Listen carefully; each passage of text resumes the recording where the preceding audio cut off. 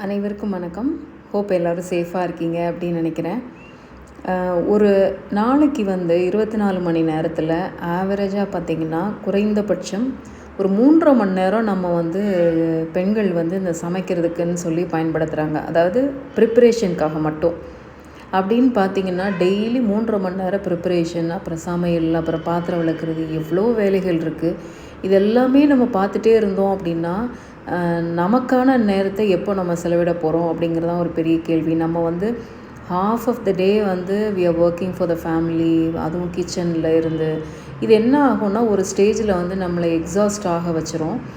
நம்மளால் இதுக்கு மேலே முடியாது அப்படிங்கிற பட்சத்தில் நம்மளே ஒரு சோம்பேறித்தனப்பட்டு வெளியில் ஆர்டர் பண்ணுற ஒரு நிலைமை வர ஆரம்பிக்குது.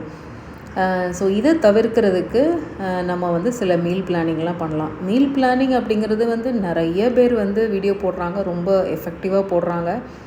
ரொம்ப சிம்பிளாக நான் பண்ணுறது ஆஸ் அ ஒர்க்கிங் விமனாக என்ன பண்ணுறேன் அப்படிங்கிறதான் நம்ம இந்த வீடியோவில் பார்க்க போகிறோம். கிட்டத்தட்ட நான் ஹாஃப் ஆஃப் த மந்த் வெளியில் தான் இருக்கிற மாதிரி இருக்கும். நான் நிறைய ட்ராவல் பண்ணுற மாதிரி இருக்கும். அந்த டைமில் இந்த ஃபேமிலியும் இந்த கிச்சனை அவங்க தான் மேனேஜ் பண்ணணும்.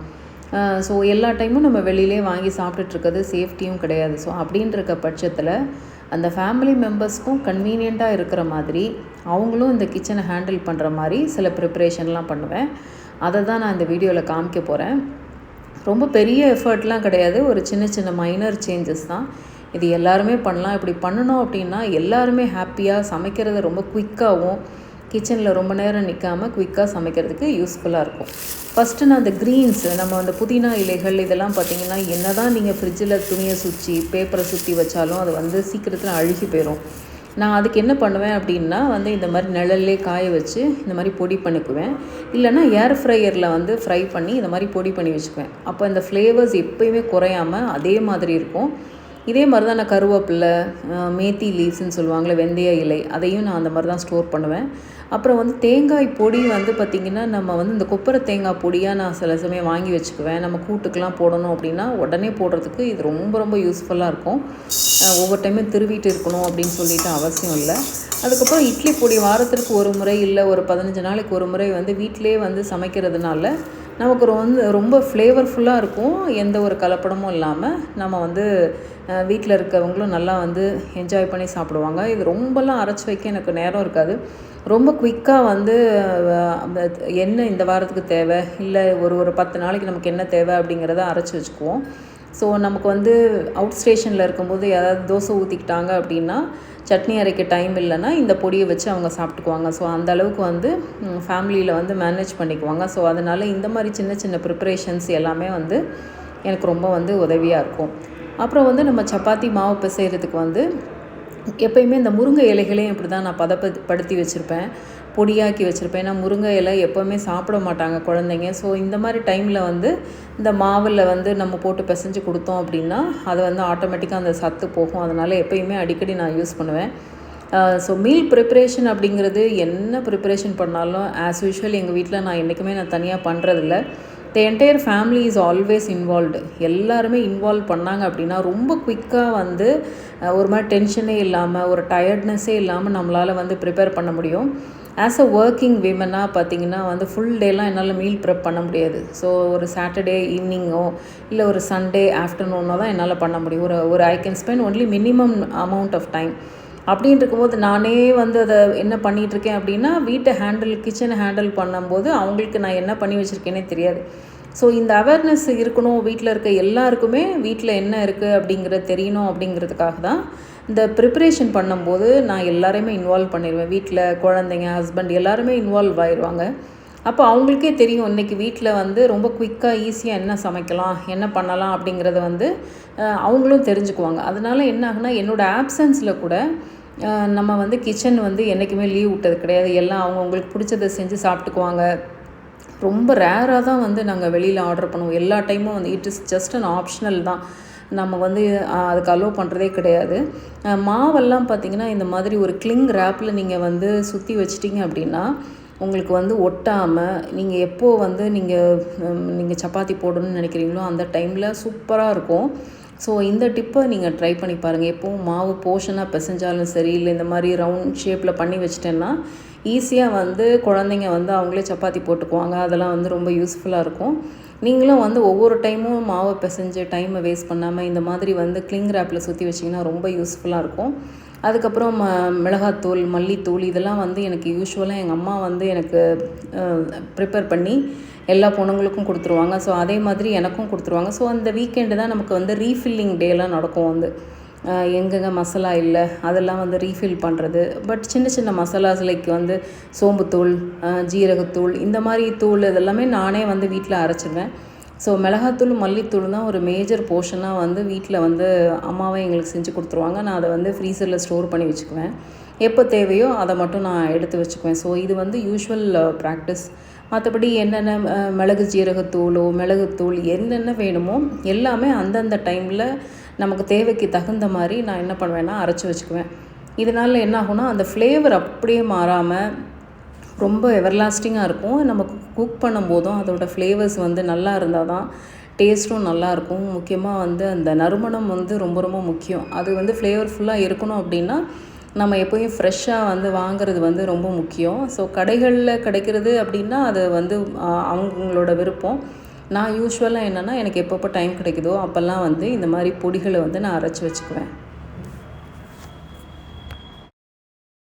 அடுத்து ரொம்ப முக்கியமான ஒரு விஷயம் என்னென்னா பேஸ் கிரேவி எப்போயுமே ரெடி பண்ணி வச்சுக்குவேன். இதில் ஒன்றுமே இல்லை, வெங்காயமும் தக்காளியும், பெரிய வெங்காயம் தக்காளியை நல்லா அரைச்சி அதில் மிளகாத்தூள், மல்லித்தூள் இது 2 மட்டும்தான் போட்டிருக்கேன். நல்லா சுண்ட நல்லா காய்ச்சி இதை வந்து வச்சுக்கிட்டோம் அப்படின்னா நீங்கள் திடீர்னு வந்து ஒரு சப்பாத்தி கிரேவி பண்ணுறீங்கன்னு வச்சுக்கோங்களேன். இதில் வந்து ஒரு கரண்டி மட்டும் எடுத்துகிட்டு அப்புறம் அதில் இஞ்சி பூண்டு பேஸ்ட்டோ இல்லை நம்ம பன்னீர் போடுறீங்கன்னா பன்னீர் போடலாம், இல்லை சிக்கன் போடுறீங்களோ இல்லை ஏதாவது வெஜிடபிள் போடுறீங்களோ எதுக்குன்னாலும் ஒரு குயிக்காக ஒரு சமையல் செய்யணுன்னா இந்த கிரேவி பேட்டர்ன் ரொம்ப ரொம்ப யூஸ்ஃபுல்லாக இருக்கும். ரொம்ப எனக்கு யூஸ்ஃபுல்லான ஒரு டெக்னிக் தான். வந்து பாருங்கள், வீட்டில் வச்சு எல்லாம் பாதி காலி ஆயிடுச்சு. அதுக்கப்புறம் தான் என்னால் வீடியோவை எடுக்க முடிஞ்சுது. எப்போயுமே இது வந்து ஈஸி டு கோ மெத்தட் அப்படின்னு தான் நான் சொல்லுவேன். அதே மாதிரி பன்னீர் வந்து எல்லா டைமும் நான் எடுக்கிறது கிடையாது. எப்போ எனக்கு பால் எக்ஸஸாக இருக்கோ அந்த டைமில் வந்து வீட்டிலேயே பன்னீர் வந்து செஞ்சுக்குவேன். எந்த ஒரு கலப்படமும் இல்லாமல் நம்ம பண்ணுறதுனால ரொம்ப ஹெல்த்தி, இட்ஸ் ஹை ப்ரோட்டீன். அதனால் வந்து எப்போ பால் இதுக்காக வந்து சம்டைம்ஸ் வாங்கிறதுக்கும் நேரம் இல்லை எனக்கு. என்கிட்ட பால் நிறையா இருந்துச்சுன்னா உடனே நான் பன்னீர் பண்ணி வச்சுக்குவேன். வந்து that is more healthier than milk, drinking milk. So வந்து நம்ம வீட்டிலே பண்ணி சாப்பிடும்போது அது இன்னும் ரொம்ப ரொம்ப ஸ்பெஷலாக இருக்கும். அதுவும் நான் வீட்டில் இந்த மாதிரி ரெடி பண்ணி, ஆனால் வீட்டில் செய்கிற பன்னீர் எப்படின்னா உடனே நம்ம யூஸ் பண்ணிடணும். அந்த வெளியில் வந்து கடையில் வாங்குற பன்னீர் வந்து நீங்கள் ஒரு 2-3 நாள் இல்லை ஒரு வாரம் வச்சா கூட ஒன்றும் ஆகாது. ஏன்னா அதில் ப்ரிசர்வேட்டிவ் ஆட் பண்ணுவாங்க. நம்ம வந்து உடனே அதை குயிக்காக யூஸ் பண்ணிடணும். அடுத்து பார்த்திங்கன்னா இஞ்சி பூண்டு பேஸ்ட் வந்து இந்த மாதிரி க்யூப்ஸாக அரைச்சி வைக்கிறது, புளியை வந்து இந்த மாதிரி க்யூப்ஸாக எடுத்து வைக்கிறது, இதெல்லாம் வந்து ரொம்ப ரொம்ப யூஸ்ஃபுல்லாக இருக்குது. புளியை ஊற வச்சு அப்புறம் அந்த கரைச்சி புளியை ஊற வைக்கணுன்னாலே அது வந்து ஒரு சோம்பேறித்தனம் வர ஆரம்பிச்சிடும். ஐயோ, இதை ஊற வச்சு இதை பண்ணுறதுக்கு ஈஸியாக ஏதாவது பண்ணலாமா அப்படின்லாம் நிறைய டைம் யோசிச்சிருக்கேன். இப்போ இந்த மாதிரி க்யூப்ஸாக வச்சுக்கிறதுனால, ஃப்ரீஸ் பண்ணி வைக்கிறதுனால ரொம்ப குயிக்காக வந்து சமையலை வந்து இன்வால்வ் பண்ணுறதுக்கு ரொம்ப யூஸ்ஃபுல்லாக இருக்குது. இப்போ நான் மீன் குழம்பு வச்சிட்ருக்கேன். அதுக்கு பேஸ் கிரேவி, நம்ம பேஸ் கிரேவிலேருந்து ஒரு 2 கரண்டி எடுத்து போட்டு நம்ம தண்ணியில் மிக்ஸ் பண்ணிவிட்டு 2 க்யூப்ஸ் போட்டோன்னா ரொம்ப யூஸ்ஃபுல்லாக இருக்கும். டக்குன்னு கிரேவி ரெடி ஆயிரும். அதே மாதிரி எப்போயுமே மீல் ப்ரிப்பரேஷன் வீட்டில் குக்கிங் பண்ணுறதுக்கு நம்ம கையில் சில எக்யூப்மெண்ட்ஸ்லாம் இருந்துச்சு அப்படின்னா யூஸ்ஃபுல்லாக இருக்கும். இதுக்கு மினி சாப்பர் கரண்ட் இல்லாத டைமில் நம்ம யூஸ் பண்ணலாம். சின்ன சின்ன ஐட்டம்ஸ் வந்து நீங்கள் வந்து சமைக்கிறதுக்கோ இது பண்ணுறதுக்கோ நீங்கள் யூஸ் பண்ணலாம். அதுக்கப்புறம் ஏர் ஃப்ரையர் வந்து பார்த்திங்கன்னா ஆயில் இல்லாமல் நீங்கள் வந்து வறுக்கிறதுக்கு கடலை நீங்கள் வேறு எது வறுக்கணும் அப்படின்னாலும் நீங்கள் வந்து இது ரொம்ப ரொம்ப யூஸ்ஃபுல்லாக இருக்கும். நீங்கள் இப்போது வந்து வெண்டைக்காய் வதக்குறீங்க, அதில் இருக்க தண்ணியெலாம் போகணும் அப்படின்னா டைரெக்டாக இதில் வந்து ஒரு 2 நிமிஷம் வச்சா போதும். அதில் இருக்க தண்ணியெல்லாம் ஃபுல்லாக எடுத்துரும். நீங்கள் உடனே வந்து ஆயிலே இல்லாமல் முடிஞ்ச அளவுக்கு வதக்கிறதுக்கு இந்த ஏர் ஃப்ரையர் ரொம்ப யூஸ்ஃபுல்லாக இருக்கும். அதனால வந்து இதை வந்து நான் வச்சுருக்கேன். இப்போது நிலக்கடலாம் வறுக்குறீங்கன்னு வச்சுக்கோங்களேன், பாருங்களேன் எவ்வளோ குயிக்காக. நம்ம அந்த பக்கத்தில் நிற்கணும்னு அவசியம் இல்லை. நீங்கள் அதில் இதில் ஏர் ஃப்ரையரில் போட்டுட்டு ஒரு 5 நிமிஷம் வச்சுட்டு போனீங்கனாலே போதும். நீட்டாக வந்து நல்ல ஒரே ஈவனாக வறுபட்டுரும். அதுக்கப்புறம் நம்ம ஈஸியாக ஸ்டோர் பண்ணுறதுக்கு யூஸ்ஃபுல்லாக இருக்கும். இதெல்லாம் வந்து நம்ம சில ஸ்மால் எக்யூப்மெண்ட்ஸில் இன்வெஸ்ட் பண்ணுறதன் மூலமாகவும் நம்ம வந்து சமையல் வேலைகளை வந்து நம்ம குறைக்கிறதுக்கான நிறைய சான்சஸ் இருக்குது. எப்பயுமே வந்து நம்மளோட வசதிக்கு ஏற்ப நமக்கு வந்து சில முக்கியமான பொருட்களில் இன்வெஸ்ட் பண்ணுறது ரொம்ப ஸ்மார்ட்டான சொல்யூஷன் அப்படின்னு நினைப்பேன். எப்பயுமே நம்ம ஏதாவது ஒன்று வாங்கணுன்னா என்ன நினைப்போம், ஏதாவது வந்து துணி வாங்கணும், நகை வாங்கணும், இதுதான் வந்து பெண்களுக்கு எப்பயுமே ஒரு ப்ரையாரிட்டியாக இருக்கும். அதை விட்டுட்டு சம்டைம்ஸ் வந்து கிச்சனில் இந்த மாதிரி சின்ன சின்ன எக்யூப்மெண்ட்ஸை வந்து நம்ம செலவு பார்க்காம நம்ம இன்வெஸ்ட் பண்ணோன்னா அன்றாடம் நம்ம ஸ்பெண்ட் பண்ணுற டைமில் வேல்யூபிள் வந்து டைம் வந்து இந்த கிச்சன்லேயே இருந்து நம்ம டைமை வேஸ்ட் பண்ணாமல் நமக்கான நேரத்தை செலவு பண்ணுறதுக்கு வந்து ரொம்ப ரொம்ப யூஸ்ஃபுல்லாக இருக்கும். இது one of the small portion of meal planning அப்படின்னு தான் சொல்லுவேன். நிறைய மீல் பிளானிங் வீடியோவும் நான் வந்து போட்டிருக்கேன். அதை என்னோடய இதில் டேக் பண்ணுறேன், என்னோடய டிஸ்கிரிப்ஷனில் டேக் பண்ணுறேன், நீங்கள் பாருங்கள்.